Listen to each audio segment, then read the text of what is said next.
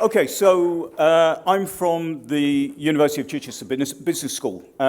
Chichester is a really small university, and that actually is quite advantageous in some respects because not only do we know everybody in the department, we also know quite a lot of people in social care, in sports science, in psychology, and it allows us to have conversations. And in many respects, those conversations are a bit like innovation at the edge. And I think some of the best innovation happens at the edge, where you get those cross-filtering of ideas. And this initiative came from a conversation that I had with a friend of ours who'd just become chairman of a care home provider. And he basically replicated the conversation that we've just heard from Steve. Because he said, I've taken over this organisation, I've moved in from business, and I'm horrified by the lack of technology. It's all paper-based systems. The care assessment plan that Steve was talking about, it's paper-based. They're not, even their financial systems are mostly paper-based. And so what we're seeing when you look a bit deeper is that that's a problem throughout the sector. Now, if we look at that sector within the context of the ageing population, the reduced funds available from local authorities and from central government to provide that, that problem becomes magnified. It is an issue that technology can help to address. And so what we did was, it was just by one of those happy coincidences that Coast Capital, the local enterprise partnership covering the area, was looking for proposals around innovation and technology. So we built a proposal in response to the funds available through the European Structural Investment Fund. So I'm just hoping that most people will vote to keep us in. And that's effectively, so we built this proposal focused on care through innovation. It's a joint bid. It's with the University of Brighton. We're bidding for 500k, which has to be matched by 500k, so that's a value of £1 million. And we've got through the first expression of interest phase. So we're now putting forwards the full proposal. There are only two businesses or two organisations that I'm aware of that are going through to full proposal, and I believe that the funds are there for both proposals. Okay, the proposal has to be in by July the 8th. So we're working it up. It's a collaborative project. We're working with the university partner, University of Brighton, as a full partner. And we're working with local authorities, care providers, some technology companies. And what we're trying to do is build networks of innovation, clusters, to bring all of these organizations together, focused around the application of innovation, the application of technology to care sector providers. That's care homes and domiciliary care. The way we're going to do it is to address some of the core issues in the first place. Education is one of them.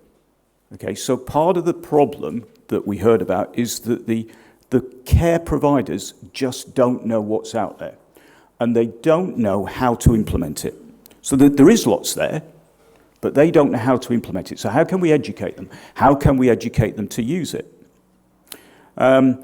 We also want to build a technology roadmap to make sure that the technical providers, the innovative organizations, are aware of the real issues. And some of them are sort of, if we look at a superficial level, we'll say, we'll go for wearable technology. We'll give everybody a Fitbit. We'll monitor how healthy they are. There's a problem with that. Fitbits are calibrated for healthy, fit, active people. They're not calibrated for old people.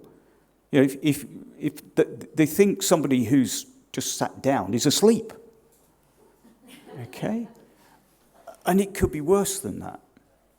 Okay, so we need to rethink it. And so working with our sports scientists, we can do all of that work. And so what we want to, and also our social scientists and our social care experts as well. So it's about bringing the expertise within HE, together with the care sector providers, together with the technologists, to come up with innovative solutions that actually work. Okay, so if we're successful, and we're confident, of course we are, we'll build probably 2 or 3 networks around the region, because we know that typically care sector providers won't travel very far. So we've got to address that need. We will arrange a number, probably 2, innovation labs, open innovation labs, bring everybody together and build a technology roadmap that addresses the real need. And then we will we'll run the education programs, and we will launch a call for proposal focused on around the Open Innovation Lab. So those calls will address the needs of the care sector providers. And those calls could go out to you, but each call will need a care sector input. So it will all be about the application of the technology, application of innovation in a care sector home or a domiciliary environment. So it will need a care sector provider, probably a technologist, and probably an HE organisation as well.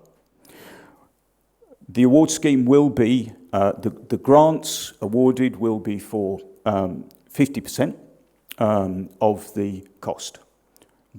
Either the provider or the technologist will need to provide the other 50%.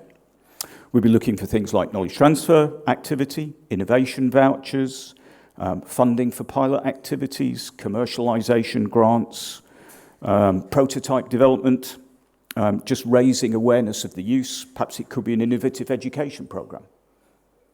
Okay. The value of that will be, the value of those grants, about 375,000, total value to the sector of 700,000. So it's not a small pot of money that's available. We expect, if we're successful, to hear around about September, October. But in many respects, this idea of an innovation network is what's happening now.